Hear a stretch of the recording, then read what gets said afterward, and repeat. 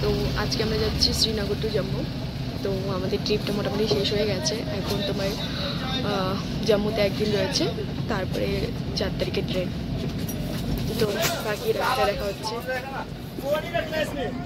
Bat ফ্যাক্টরিতে এখানে প্রচুর প্রচুর প্রচুর পরিমাণে ব্যাট তৈরি হয়। এগুলো উইলো কাঠ দিয়ে তৈরি। কিন্তু এত লাগেজ হয়ে গেছে আমাদের, আর না হলে নিয়ে যাওয়া যেত। অনেক প্রচুর প্রচুর প্রচুর লাগেজ হয়ে গেছে, নিয়ে যাওয়া যাবে না।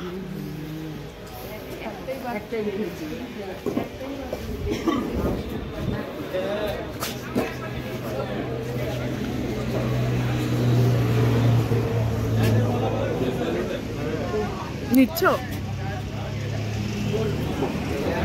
সবাই ঢুকে আছে। কি আছে?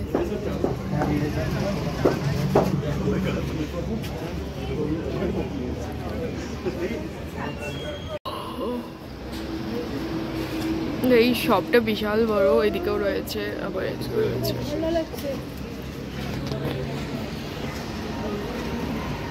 এখানে স্পোর্টস রিলেটেড সব পাওয়া যায় জিনিস, ব্যাট বল।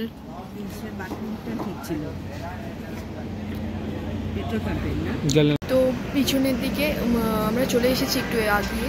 পিছনের দিকে একটা মার্কেট ছিল যেখানে ওই যে পুলওয়ামা অ্যাটাক হয়েছিল, ওখান থেকে হ্যাঁ একটু এগিয়ে যেতে হয়, 5-6 কিলোমিটার মতো পড়তো। তো ওটা তো সবারই মনে আছে, 14ই ফেব্রুয়ারি ব্ল্যাক ডে যেটা হয়েছিল, দেখলাম সেটাই। তো ওখানে আর আমি ভিডিওটা করতে পারিনি, তো এক জায়গায় দাঁড়িয়েছি।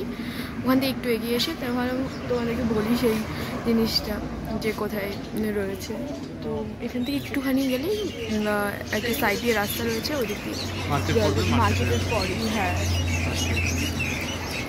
তো এইটুকুই। বাকি রাস্তায় যদি আরও কিছু দেখতে পাই তাহলে অবশ্যই তোমাদেরকে জানাবো।